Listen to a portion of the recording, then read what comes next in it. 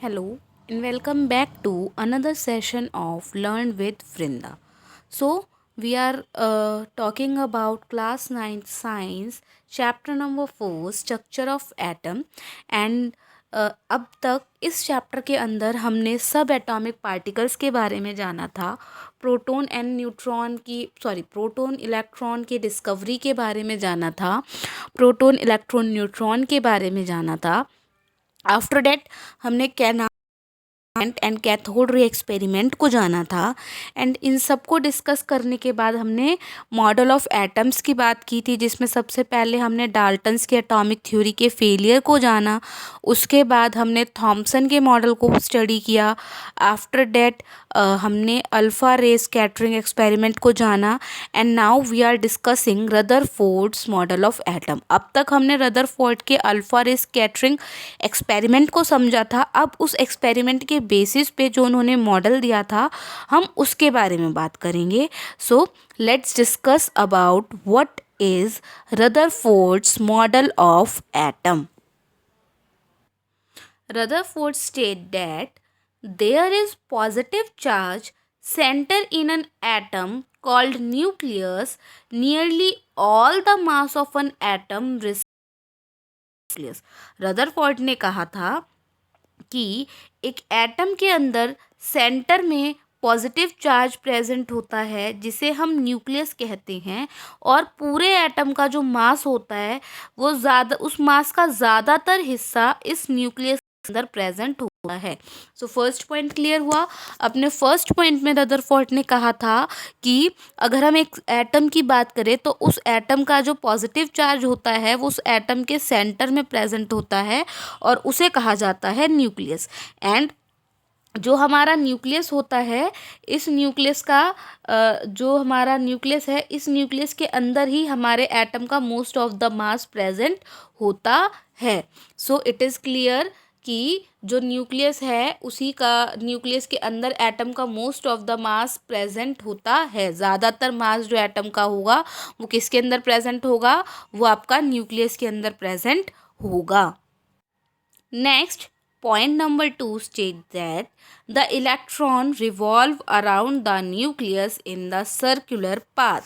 तो रदरफोर्ड ने कहा कि जो एटम के अंदर के इलेक्ट्रॉन हैं वो न्यूक्लियस के चारों तरफ रिवॉल्व करते हैं एक सर्कुलर पाथ पर।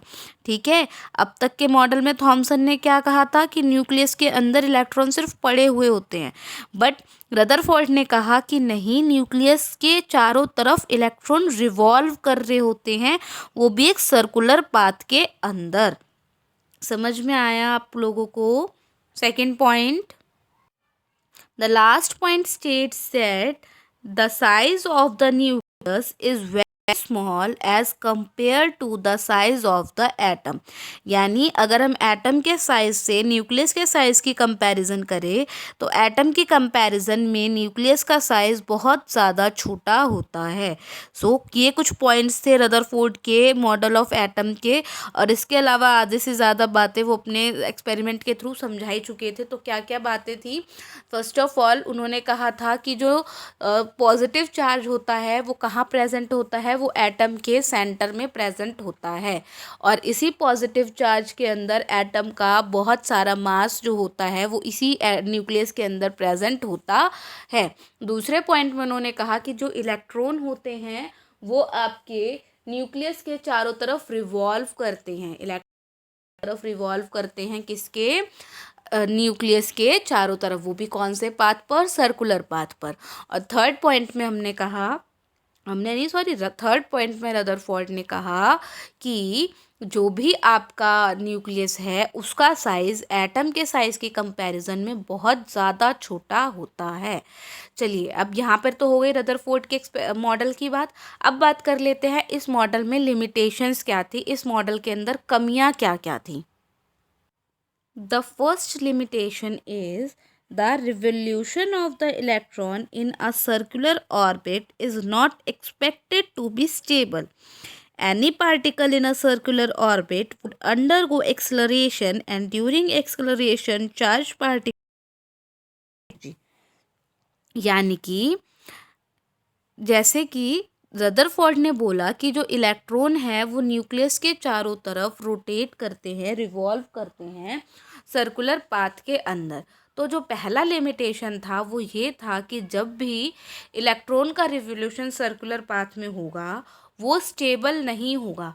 क्यों? क्योंकि जब भी कोई पार्टिकल सर्कुलर ऑर्बिट में घूमता है तो उसकी स्पीड धीरे धीरे बढ़ती है, यानी कि वो एक्सलरेट करता है।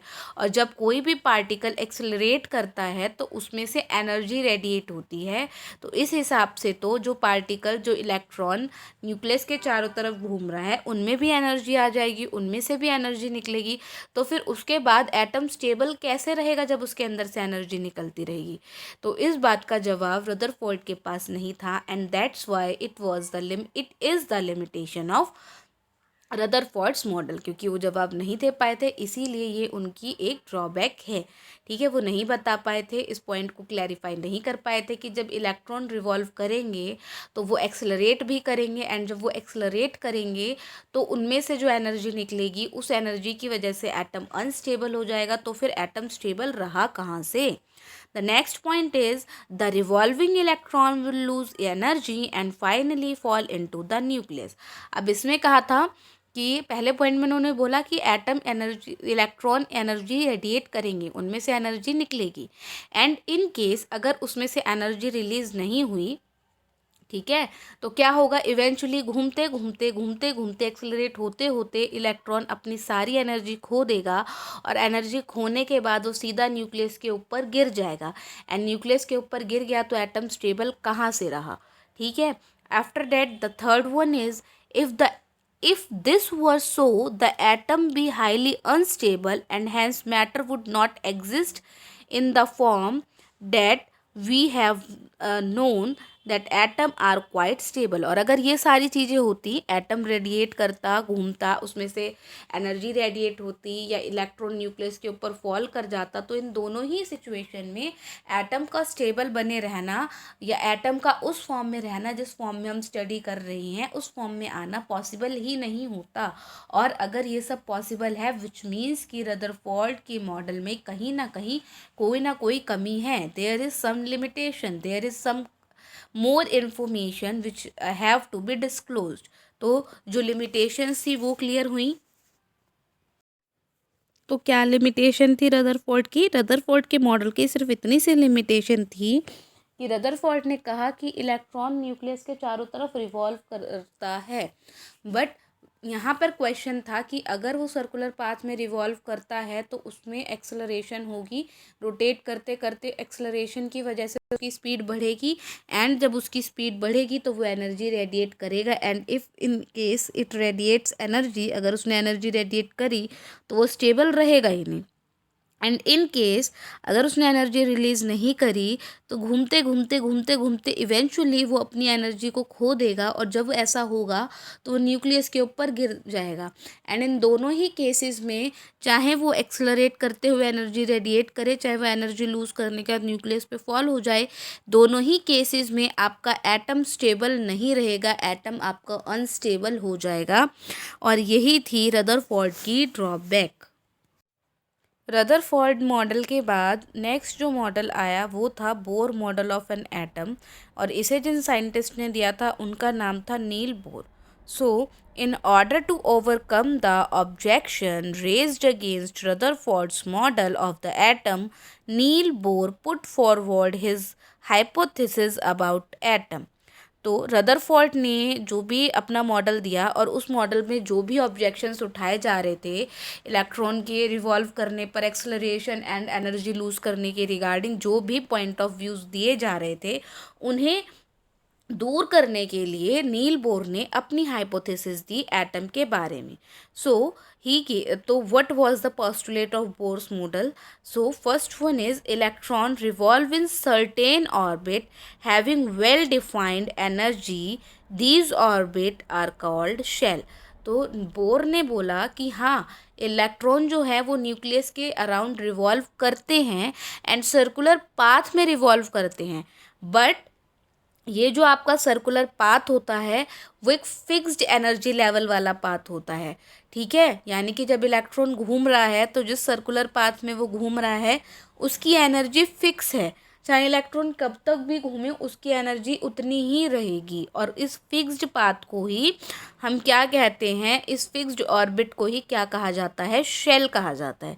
तो पहला पॉइंट क्लियर हुआ कि जो इलेक्ट्रॉन है वो न्यूक्लियस के अराउंड शेल में यानी कि अपने पर्टिकुलर ऑर्बिट में जो कि फिक्स्ड एनर्जी लेवल का होता है उसमें रोटेट करते हैं।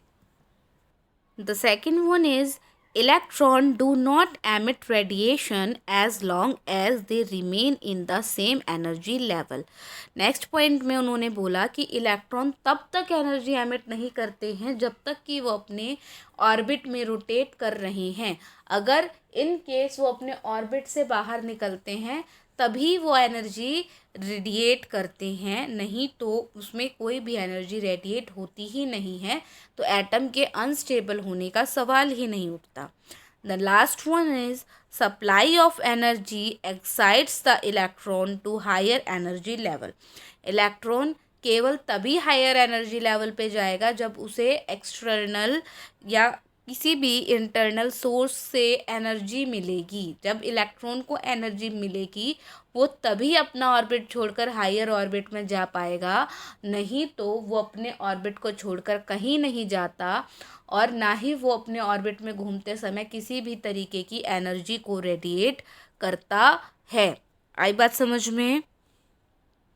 पॉइंट समझ में आए? बोर ने जो बोले, बोर ने बोला कि इलेक्ट्रॉन सिर्फ और सिर्फ अपनी पर्टिकुलर सर्कुलर पाथ पे रोटेट करता है जिसे ऑर्बिट या फिर शेल कहा जाता है, और जब तक वो इस शेल में रहेगा, अपने ऑर्बिट में रहेगा, तब तक वो किसी भी तरीके की एनर्जी रेडिएट नहीं करेगा। और जब उसे कोई एक्सटर्नल सोर्स से एक्सटर्नल एनर्जी मिलेगी तभी वो अपनी लेवल को छोड़ के, अपने सर्कल को, अपने ऑर्बिट को छोड़ के अदर लेवल पाएगा, अदर हायर ऑर्बिट पे जा पाएगा। The last point is emission of energy takes place when it jumps from higher energy level to lower energy level. Energy का एमिशन कब होगा? जब इलेक्ट्रॉन हायर एनर्जी लेवल से lower energy level पे जाएगा। अब एनर्जी रेडिएट जब भी होगी, एनर्जी कब रिलीज होगी? एनर्जी तब रिलीज होगी जब वो हायर लेवल से लोअर लेवल पे आएगा। ऊपर से नीचे आते टाइम वो एनर्जी को रिलीज करेगा। जब इलेक्ट्रॉन को एनर्जी मिलेगी, एनर्जी को वो गेन करेगा, तो वो लोअर से हायर पे जाएगा। ठीक है, एक इलेक्ट्रॉन घूम रहा था आराम से, उसे बाहर से कहीं से एनर्जी मिल गई, तो एनर्जी मिलते ही सपोज वो पहली ऑर्बिट में था तो वो पहली से दूसरी या तीसरी में जाएगा। बट जब वो एनर्जी रिलीज करेगा, अपने अंदर से एनर्जी को छोड़ेगा, तब वो हायर क्लास से यानी कि तीसरी क्लास से पहली क्लास में आएगा। आई बात समझ में? And there is one thing that you have to keep in mind, एक इम्पॉर्टेंट चीज़ जिसे आपको अपने दिमाग में रखना है कि जो ऑर्बिट होती हैं या जो शेल होती हैं, इनकी एनर्जी लेवल फिक्स होती है। ये बात हम पहले कर चुके हैं।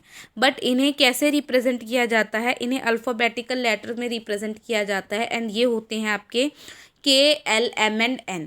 और यहाँ पे ये जो KLMNN है, इनकी नंबरिंग क्या है? 1 2 3 एंड 4। मतलब K यानी कि पहली ऑर्बिट, पहली शेल, L यानी कि दूसरी शेल, M यानी कि तीसरी शेल, N यानी कि चौथी शेल। आई बात समझ में? अब इसी चीज़ को अगर हम डायग्राम से समझें तो कैसे समझेंगे? देखिए, तो देखिए एक एटम के अंदर सेंटर में क्या प्रेजेंट है? न्यूक्लियस। तो यहाँ सेंटर में जो ब्लैक डॉट दिख रहा है वो क्या है? आपका न्यूक्लियस।